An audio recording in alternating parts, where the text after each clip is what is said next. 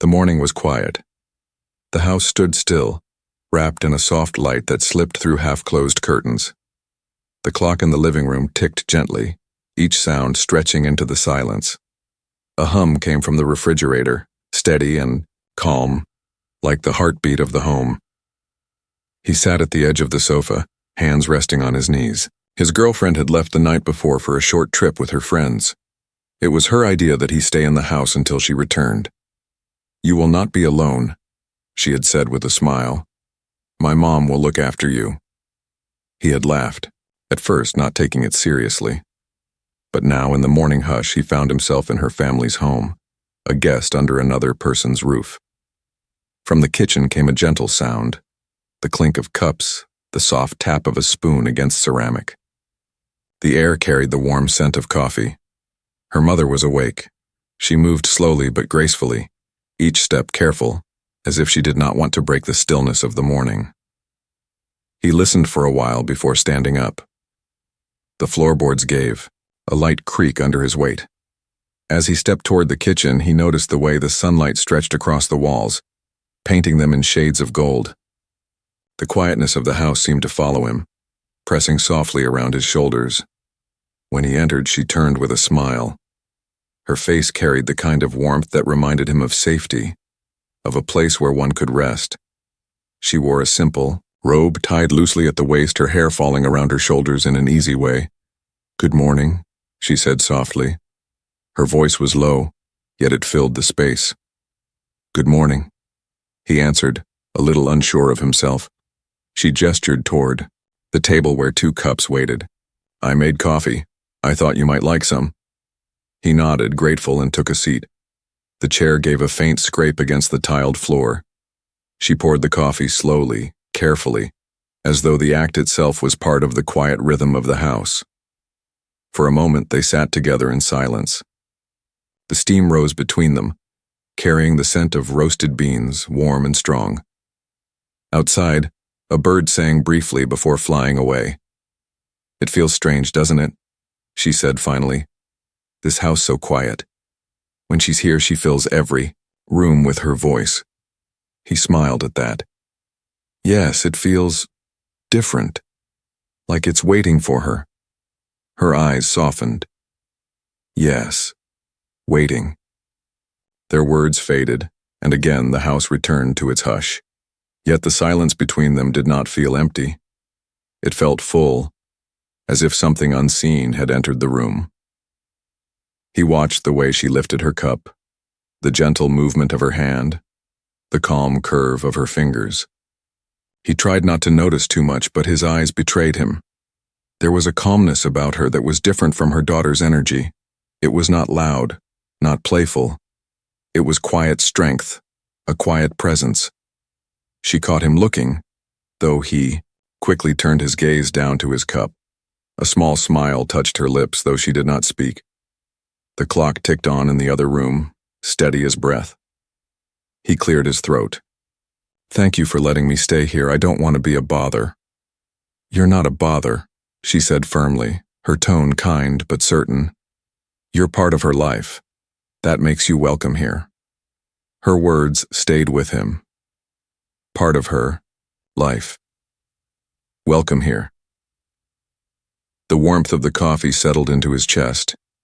The warmth of her presence settled deeper, though he tried not to think about it. Minutes passed like soft waves. They spoke a little more, about the weather, about the day ahead. She told him stories of when her daughter was younger, how she used to sing around the house, how she always laughed too loud at night. He listened, smiling, though each story made the house feel even quieter now. The morning stretched on.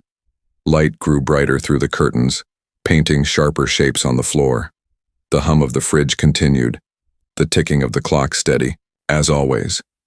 Yet something was changing.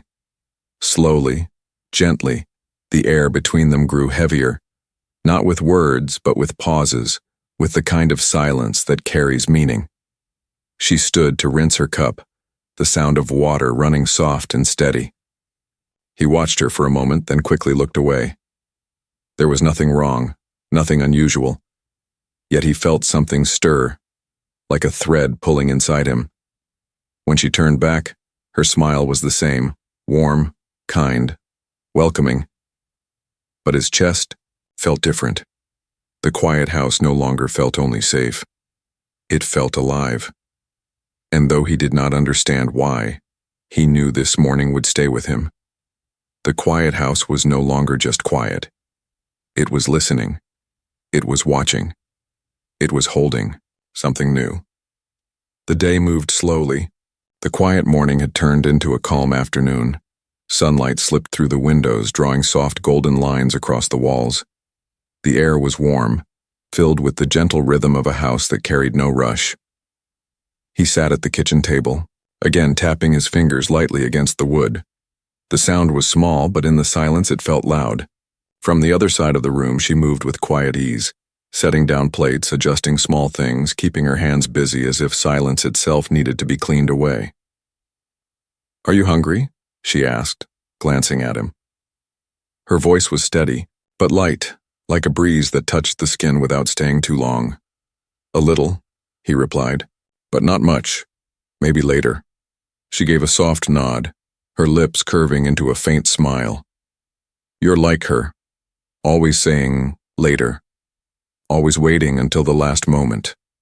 He chuckled, the sound breaking the stillness. "I guess she got that from me." She looked at him longer this time. There was no judgment in her gaze, only something curious, something thoughtful. For a moment, he felt exposed under it, as though she was reading not just his face, but the quiet spaces inside him. He cleared his throat. "And you? Did you eat?" She shook her head slowly. "No, I never eat much during the day. Just coffee, maybe a piece of toast. That's enough for me." He tilted his head. "That doesn't sound very healthy." Her smile widened, faint, but amused. "I've lived this long on coffee and small meals. I'll be fine." The way she said it, gentle yet firm, made him smile back. The clock in the living room ticked steadily, each second a reminder of the quiet space they shared. He noticed how different it felt to sit with her compared to anyone else. There was no need to rush the conversation. Words came slowly like drops of rain. She moved closer, sitting across from him. Her hands rested lightly on the table, her fingers brushing the edge of her cup. He watched the movement, small and natural, yet strangely magnetic. "So," she said softly, "tell me about your family. You never speak much about them." He hesitated. Talking about his family always left him heavy, but her eyes made it easier somehow. "My family? Well, we're not very close. Everyone is busy, living in different places. I guess I've always felt like the quiet one among them." Her gaze softened further. "That explains it." "Explains what?" he asked. "The way you listen. The way you stay quiet. Some people talk to be heard. You wait, and then you answer carefully. That comes from living in silence." Her words touched something inside him. He lowered his eyes to the table, unsure what to say. "Maybe," he murmured. The silence stretched again, but it wasn't heavy. It was full, like the pause between heartbeats. He felt the warmth of her presence, the calm strength in the way she sat across from him. When he finally looked up, he caught her eyes again. For a second, neither moved. There was no need for words. The air itself seemed to hum with something, unspoken. He broke the gaze first, reaching for his cup. The clink of ceramic against wood was sharp in the quiet. He took a sip of water, though it did nothing to calm the sudden rush inside his chest. She leaned back slightly, her smile returning, but softer now. "You remind me of him," she said after a pause. "Of who?" "My husband," she answered, her voice low. "The way you sit so still, the way you look at things before speaking. He was like that too. Quiet, thoughtful." There was a shadow in her eyes now, something tender yet touched by sadness. He didn't know what to say, so he stayed silent, letting her words hang in the air. She gave a small shake of her head, almost as if she was pulling herself back. "I'm sorry, I didn't mean to make things heavy." "It's okay," he said gently. "Sometimes heavy things need to be spoken." Her lips curved again, not into a smile this time, but something softer, something closer to gratitude. The minutes slipped by. Their small talks moved from family to memories, from food to little jokes. Each laugh carried longer than it should. Each silence stretched warmer than it needed to. At one point, she reached across the table to adjust the napkin near his plate. Her fingers brushed his hand for just a moment. It was small, innocent, yet his chest tightened. He looked at her quickly, but she was calm, her expression unchanged. Still, the air between them had shifted. The quiet house seemed to lean closer, listening again. He tried to steady himself, to focus on her words instead of the warmth still resting on his skin. But every glance, every pause, every smile seemed to say more than the words themselves. And though neither of them named it, both felt it. The gentle thread pulling them closer, the soft line slowly blurring. The evening light was soft, slipping through the windows in pale shades of orange and gold. The house was still, holding its silence like a secret. Only the faint hum of the fridge and the slow ticking of the clock gave sound to the air. He sat on the couch in the living room, his body sinking into the cushions while she sat in a chair across from him. The distance between them was not far, yet it felt stretched with something invisible, something waiting. They had been talking for hours, though the words had changed. In the morning, the talks were light, simple. Now they carried more weight. Stories about life, about choices made, about dreams left behind. Each word was slower, softer, like they were both afraid of ending the moment. She leaned forward slightly, resting her elbow on the arm of the chair. The lamp beside her cast a soft glow over her face, warming her skin, catching in her eyes. He found himself staring before he could stop. She noticed, but she didn't look away. "Why are you so quiet?" she asked gently. He hesitated, then smiled faintly. "Because I don't want to break this." Her brows lifted slightly. "Break what?" This quiet between us. It feels safe." Her lips curved into a small, thoughtful smile. "Yes," she whispered. Safe. But in that silence, both of them knew it was not only safe. It was also dangerous. The clock ticked louder in his ears. He shifted, leaning forward, resting his arms on his knees. Their eyes met again, holding a little too long, carrying words. Neither dared to speak. She looked away first, but her voice was softer now. "You know, sometimes silence says more than words." He nodded slowly. "Yes, sometimes it does." The room seemed to shrink around them. Every small sound, the rustle of her sleeve, the faint sigh she let out, felt amplified. His chest tightened with every second, though nothing was being said. She stood then, walking toward the kitchen, her steps gentle against the floor. He watched her move, unable to look away, his thoughts tangled with feelings he could not name. When she returned, she carried 2 glasses of water, setting one in front of him. "Thank you," he said quietly, taking it. Her fingers brushed his as she handed it over. The touch was brief, accidental perhaps, but it stayed with him like fire. Neither of them mentioned it, yet the silence after felt heavier, fuller. She sat beside him this time, not across. The couch dipped under her weight, the space between them shrinking to almost nothing. He tried to breathe steady, but the closeness made it hard. "You remind me of something," she said suddenly, her voice almost a whisper. "What is it?" he asked. She paused, her eyes lowering to the floor. "Of a time when I was younger, when everything felt new, when closeness was simple, not complicated." Her words lingered in the air. He swallowed, unsure how to answer. "And now?" he asked carefully. "Now," she said, looking at him again, "everything is complicated." Their eyes locked once more. The space between them felt alive, trembling with something unspoken. He felt it in his chest, in the quick beat of his heart, in the warmth rising to his face. He wanted to speak, to name it, but the words refused to come.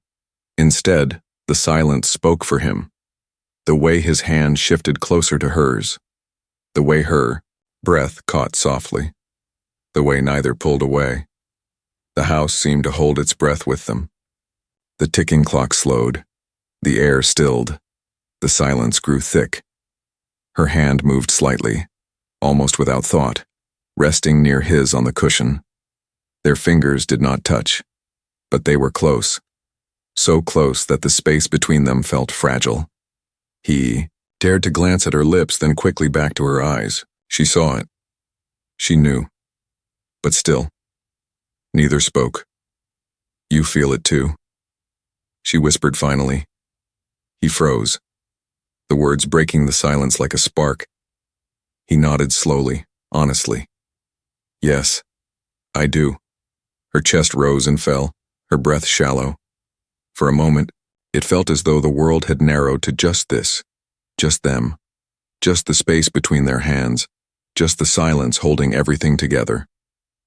But then she pulled back slightly, her eyes soft but guarded. "We shouldn't," she said, though her voice carried no strength. "I know," he answered. But still he didn't move away. The silence returned, heavier than before. It wrapped around them, binding them with all the words they couldn't say. And in that moment the unspoken closeness became louder than any confession. The house, once so quiet, now felt alive with their secret. The day had slipped away without either of them noticing. By the time he looked toward the window, the sky outside had already turned deep gray. Clouds gathered heavy and full, and the first drops of rain tapped softly against the glass. The living room was dim now, lit only by the glow of the small lamp in the corner. The shadows stretched long across the floor, filling the spaces between them. He sat back on the couch, his body heavy from the long talks of the day, but his mind was restless. She sat beside him, not far, not close, her presence steady like a quiet flame. The television was on, but the sound was low, barely above a whisper. A show played in the background, though neither of them was watching.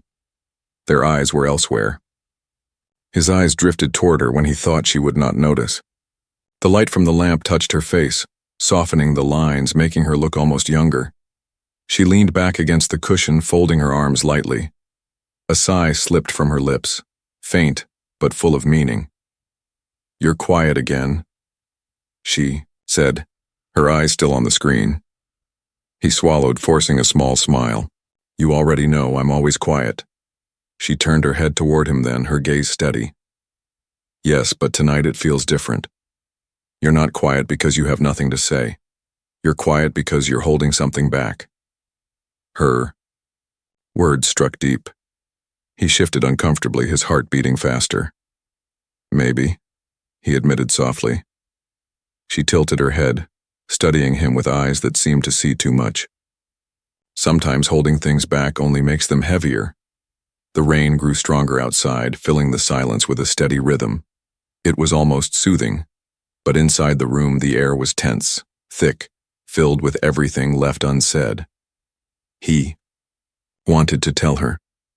He wanted to confess the pull he felt, the way every glance and every smile made his chest tighten. But the words would not come. Instead, he said, "And you? You're quiet too." She smiled faintly, though it did not reach her eyes. "I suppose I am. Maybe for the same reason." Their gazes locked and the space between them shrank without either moving. The sound of the rain, the faint hum of the television, the ticking clock, everything seemed distant now.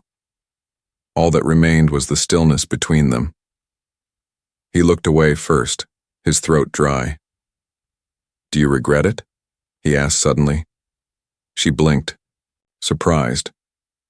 "Regret what?" "This closeness," he said, his voice low.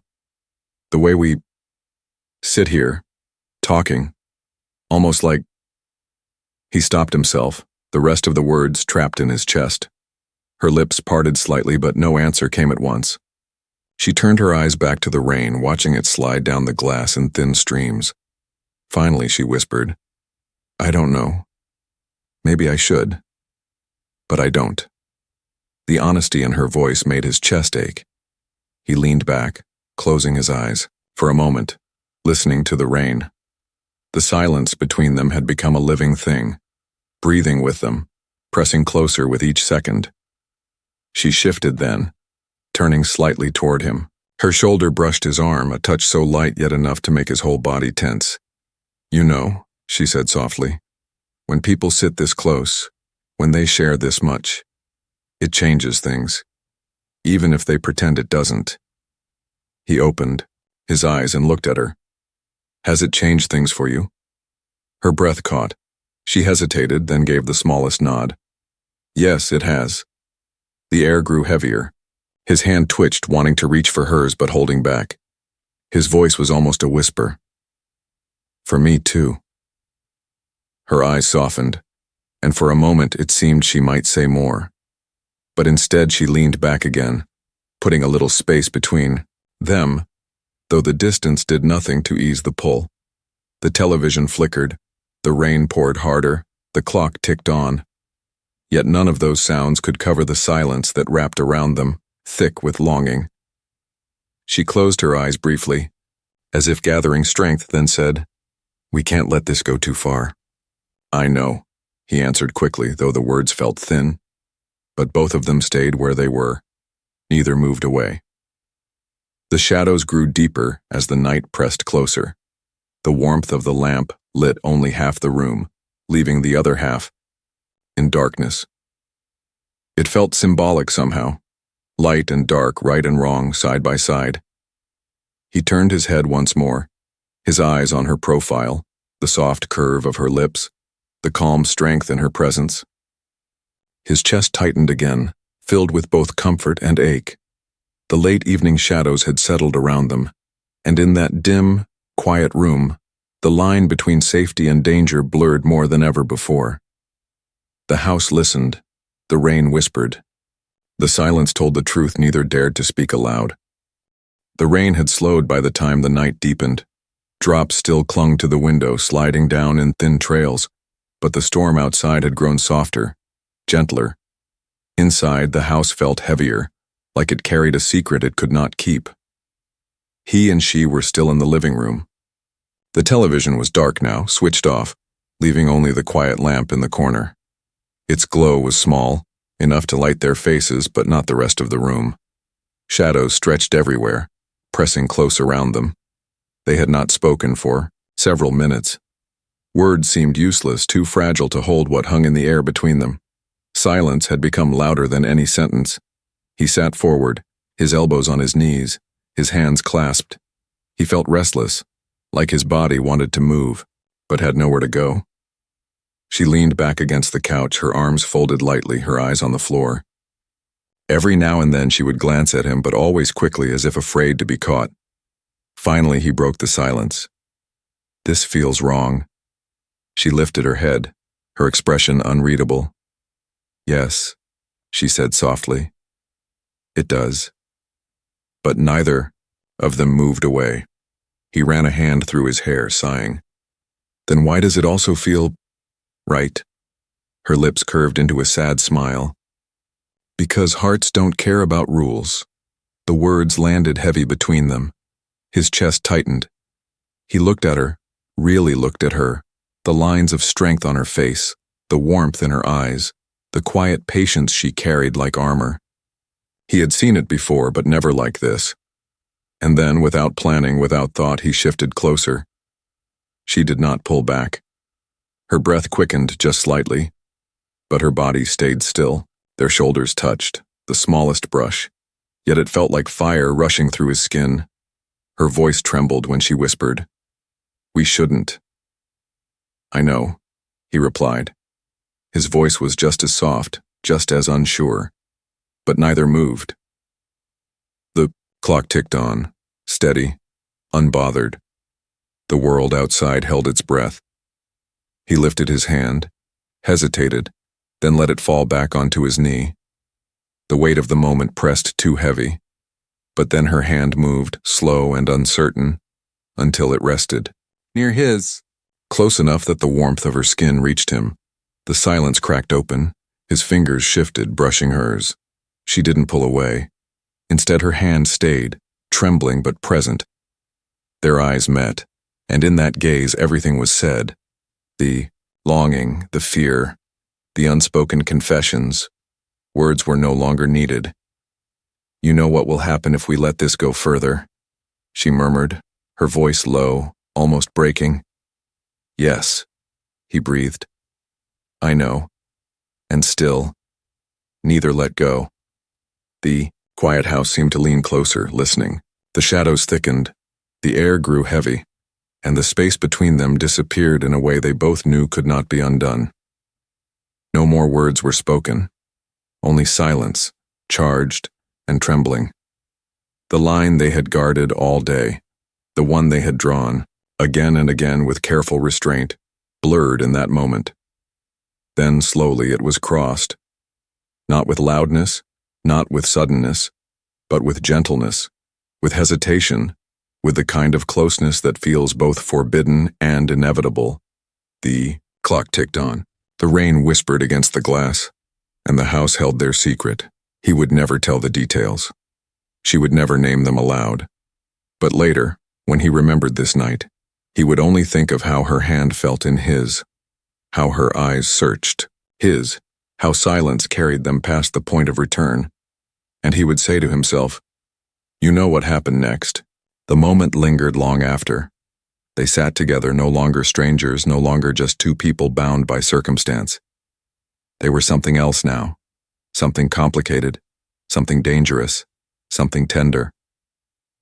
When at last she pulled away, slightly her face was unreadable, but her eyes shone with emotions too heavy to hide. "We crossed a line," she whispered. He nodded, his throat tight. "Yes, we did." The silence returned, not empty this time, but full of warmth, guilt, longing, and the knowledge that nothing would ever be the same again. The rain faded into a light drizzle. The lamp hummed faintly. The clock ticked on, steady as ever, and the house, once so ordinary, had become a witness to something neither of them would forget. The night was still. The rain outside had softened into a gentle drip, tapping against the window like a quiet metronome. Inside, the lamp's glow had dimmed to a soft circle of light. The rest of the room was wrapped in shadow, holding its breath around them. They sat together on the couch, side by side, yet neither spoke. The air was full, so full that words could not enter. Their closeness was no longer something imagined. The line they had crossed was real, and the weight of it settled over them like a heavy blanket. He leaned back, staring at the ceiling, his chest rising and falling in uneven rhythm. His mind was loud, crowded with thoughts, but none of them formed sentences. All he could feel was the echo of what had just happened, the warmth that lingered, the truth that could not be erased. She sat upright, her hands folded tightly in her lap, her eyes fixed on the floor. Her breath was steady, but her face carried a storm. Regret, relief, longing, fear, all of it mixed together in silence. At last, he spoke, his voice low, almost unsure. "I don't know what to say." Her lips parted, but no words came right away. After a pause, she whispered, "There's nothing to say." He turned his head toward her, searching her face. The shadows hid most of her expression, but the tremble in her voice betrayed her. "Do you regret it?" he asked, though he feared the answer. Her eyes finally lifted, meeting his. They held him steady for a moment before she looked away again. "I regret that it happened," she said carefully, "but I don't regret the feeling." The words cut him open. They were both a comfort and a wound. He nodded slowly, unsure how to answer. The silence returned, heavier now. The clock ticked in the corner, reminding them of the minutes slipping away. Time felt sharper, more fragile, as though every second carried a consequence. She leaned back then, closing her eyes briefly. "We can't let this repeat," she said. "We can't." "I know," he replied. His voice was steady, but his heart was not. Her hands tightened in her lap. "It would destroy everything. Her, us, even you." He nodded again. He knew she was right. The truth of it sat between them like a wall. And yet the warmth of what they had shared pulled at him, whispering that right and wrong were not so simple. He wanted to reach for her again, to hold on, to prove that what had just passed was not only a mistake, but also something real. But he stayed still, frozen by the weight of consequences. Minutes stretched. Neither moved, neither spoke. The afterglow of silence was both soft and unbearable. It carried tenderness in its arms, yet beneath it was guilt, sharp and waiting. At last, she stood. The couch shifted as her weight lifted. Her steps toward the kitchen were quiet, her figure passing through the lamp's circle of light before disappearing into shadow. He sat there, listening to the faint sounds of her moving, the clink of a cup, the flow of water. Each sound felt ordinary, but now ordinary things felt strange, foreign. The house was no longer the same. When she returned, she held a glass of water in her hand. She set it down in front of him without meeting his eyes. He thanked her softly, though his voice cracked. She finally sat back down, leaving a small space between them this time. "We'll act like this never happened," she said firmly, though her voice trembled. "Can we?" he asked. Her eyes lingered on him, long and searching. "We must." And with those words, a barrier rose between them again. A fragile one, easily broken, but a barrier all the same. The silence pressed on, filling the room with unspoken things. He wanted to say that forgetting was impossible, that what they shared would live inside him, no matter how hard they tried to bury it. But he stayed quiet because her face told him she already knew. The rain had stopped now, leaving the world outside hushed. The house, too, seemed calmer, as if it had settled into the secret it now carried. But for him, calm was far away. Inside, he felt both full and empty, full of her, empty of what could never be. When the clock struck midnight, the chime echoed through the quiet. She stood again, this time heading toward the hallway. At the door, she paused, her back to him. "Good night," she said softly. He swallowed hard. "Good night." The sound of her footsteps faded down the hall. A door clicked shut, and he was left alone on the couch with nothing but the dim lamp, the ticking clock, and the memory of a closeness that would haunt him long after the silence. The afterglow was not warmth anymore, it was weight. It was a reminder, and he knew deep inside that nothing in this house would ever feel the same again. The morning came gently, with soft light slipping through the curtains. The storm was gone. The air outside was fresh, washed clean by the night's rain. Birds sang faintly in the distance, their voices sharp against the hush of the house. He woke on the couch, his body stiff from sleeping in an awkward position. For a moment he forgot where he was. Then the memory of the night before returned, heavy and sharp, and his chest tightened. The lamp was still on, casting a pale glow even in daylight. He reached over and switched it off, leaving the room in natural light. The silence pressed close again, but it was not the same silence as yesterday. This one felt heavier, fuller, carrying the weight of something that could not be undone. He sat up slowly, running a hand across his face. He thought about her, about the way she had left the room last night, her voice soft but firm, her steps fading down the hallway. He wondered if she regretted everything, if she had slept at all. The smell of coffee reached him then, faint but familiar. She was awake. She was in the kitchen. He stood, his body tense, and walked slowly down the hall. The sound of cups clinking met his ears before he saw her.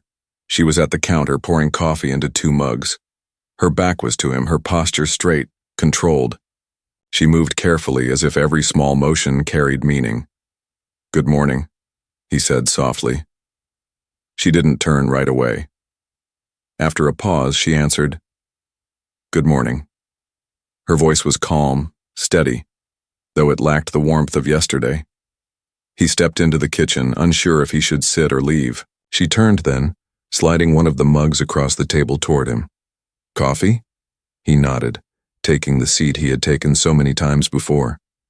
The chair scraped faintly against the floor. The sound felt louder than it should have.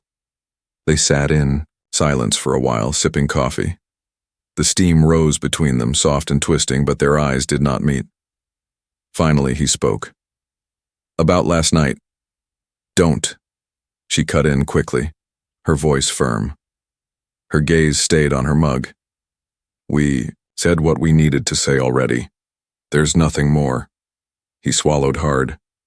I don't want you to think I didn't care." Her eyes lifted sharp for the first time. "That's the problem, you do care, and that makes it dangerous." He had no answer. His throat tightened, his chest heavy. He looked down at the table, tracing the wood grain with his eyes. The clock ticked in the living room, steady and unforgiving. Every sound seemed to remind them of time slipping away. She let out a soft sigh, her shoulders dropping slightly. "She'll be home soon. We need to forget. Both of us." Her words landed heavy, but her voice cracked just slightly at the end. He caught it, even if she tried to hide it. He wanted to tell her that forgetting was impossible, that even if they buried it, it would live inside them, waiting. But instead he nodded because he knew she needed him to agree. The minutes passed quietly. The ordinary sounds of morning filled the space, the clink of a spoon, the pour of coffee, the distant hum of the fridge. Everything seemed normal, but under the surface nothing was. At one point her hand brushed the table near his, just close enough to stir the memory of last night. Both froze for a moment, then pulled back, as if burned. She stood abruptly, carrying her mug to the sink. The sound of water running filled the silence. "I'll be busy today," she said, her back still turned. "There are things to do before she comes back." He nodded again, though she couldn't see. "Do you want me to help?" She shook her head quickly. "No, it's better if you just keep yourself busy. Go for a walk. Anything." Her voice was kind, but distant now, as if she was already building walls around herself. He stayed seated for a moment longer, staring at the steam fading from his coffee. Then he stood, his chair scraping once again against the floor. "I'll give you space," he said quietly. She turned then, finally meeting his eyes. For a brief second, her expression softened. There was tenderness there, hidden under control, but she said nothing. He walked back toward the living room, each step heavy. The house felt different now, still quiet, still familiar, but heavier with what they both carried. The morning light stretched across the floor, sharp and clear, revealing everything. And yet, some things could never be spoken aloud. He sat back, on the couch, staring at the window. Outside, the world looked fresh, new, alive, but inside the air was thick with memory. The morning after had arrived, ordinary on the surface, but forever changed underneath. And though they would act as if nothing happened, he knew the truth would linger in every silence, every glance, every step in this quiet house. The day felt longer than it should have. The quiet house carried a strange weight, like it was holding its breath. Every sound seemed sharper, the hum of the fridge, the creak of the floorboards, the faint tick of the wall clock. He moved through the room slowly, aware of every step, every moment, as though each one might be the last. Her return was close now. His girlfriend would walk through the door, cheerful and unaware, carrying with her the lightness of the outside world. He should have been happy at the thought, he should have been eager, but instead his chest felt heavy, filled with things he could not say, things he should never have allowed to happen. She was in the kitchen again, tidying up. The sound of plates being stacked, drawers opening and closing, filled the silence. She worked with care, almost too much care, like someone trying to control what could not be controlled. He stood in the doorway watching her for a moment. The way she moved was calm, but he could see the tension in her shoulders, the tightness in her hands. She was not simply cleaning. She was building walls, walls to hide behind when the door finally opened. "You don't have to do all of this," he said gently, She glanced at him, her eyes tired but steady. I do, it's easier this way. Easier for who? He asked. For both of us, she replied without hesitation. He lowered his gaze, unable to argue. She was right, even if it hurt. The afternoon passed in quiet tasks. He helped sweep the floor, carried a bag to the door, wiped down the table. They spoke little, only about small things, ordinary things.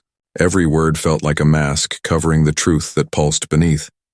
By evening, the house looked ready, clean, orderly, untouched, as though the last 2 days had been nothing more than simple routine. But the air between them still carried the weight of what could not be erased. When the sound of a car pulling into the driveway reached them, both froze. It was a simple sound, ordinary, yet it struck like a bell.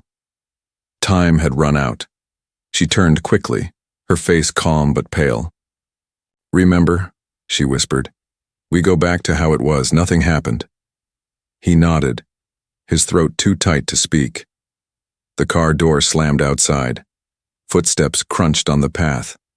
A key turned in the lock, and then the door opened. She came, in cheerful, her bag swinging at her side. I'm back, she called, her voice bright, full of life. The house seemed to exhale. He smiled, forcing the weight from his face. Welcome back, he said, his voice lighter than he felt. Her mother stepped forward quickly, embracing her daughter with a warmth that seemed endless. He watched them, his chest aching. For a moment, he wondered how she could hold so much love, so much control at the same time. Bags were set down. Stories began. She laughed as she spoke of the trip, filling the house with her energy. The quiet that had ruled for days was gone, replaced by her voice, her laughter, her presence. He sat at the table, nodding, smiling, answering questions. But his eyes drifted more than once toward the woman who stood across the room. She did not look at him. She did not need to. Her silence was enough. Hours later, when the house had settled again and the laughter had quieted, he stepped outside for air. The evening sky was clear now, stars scattered above, the ground still damp from yesterday's rain. He breathed deeply, the cool air sharp in his lungs. Behind him, the door opened softly. She stepped out, her robe drawn close.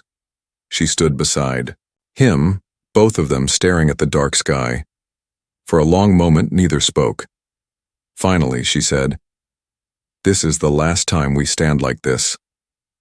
He turned to her, his eyes searching her face. "Do you want it to be the last?" Her breath shook faintly, but her voice was steady. "It has to be." He nodded, though the ache inside him screamed otherwise. They stood in silence, the night air wrapping around them. Then she turned, stepping back toward the door. She paused with her hand on the handle, glancing at him one final time. Her eyes carried everything: longing, regret, strength, sorrow. And then she whispered, "Goodbye." The door clicked shut. He stood alone, staring at the wooden frame, listening to the silence that followed. It was different now. Not the silence of warmth, not the silence of closeness. It was the silence of endings. He knew the truth would never leave him. The memory of her touch, her voice, her eyes in the shadows, it would live inside him forever. But it would remain unspoken, hidden behind the closed door. The night grew colder, the stars dimmer. He finally stepped back inside, forcing a smile as though nothing had changed. But deep down, he knew. Something had changed. Something had ended, and the quiet house would never feel the same again.